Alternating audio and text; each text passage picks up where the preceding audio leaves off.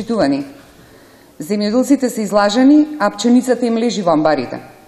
Погрешната политика во земјоделството, популистичките и кампањски мерки што ги презеда владата на Никола Груевски, доведоа до тоа откупот на пченица речиси да запре. Состојбата е алармантна. Околу 30 до 40% од вкупниот род на пченица остана во амбарите, а повеќе од половината од откупената остана неисплатена. По укинувањето на мерката за условен увоз од страна на владата, измамени останаа и земјоделците и мелничарите.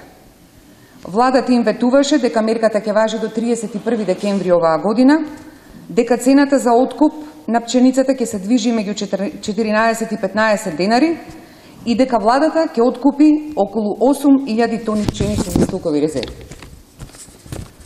Во моментов секој правен субјект во Република Македонија може да увезува пченица по цена од 170 евра за тон, а брашно по цена од 230 евра за тон.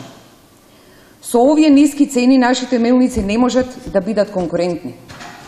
Како резултат на погрешната аграрна политика на власта, пред 2 недели мелничарите донесоа одлука сите мелници која немаа платена откупената пченица да им ја вратат на земјоделците.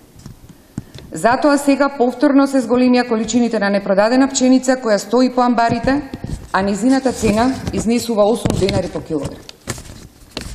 И покрај субвенциите, површините под пченица се намалени, а приносите се непроменети.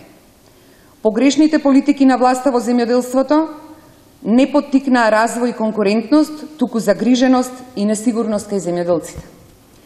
Затоа во последниве 7 години имаме 20.000 хектари помали површини под пченица и 60.000 тони помало производство.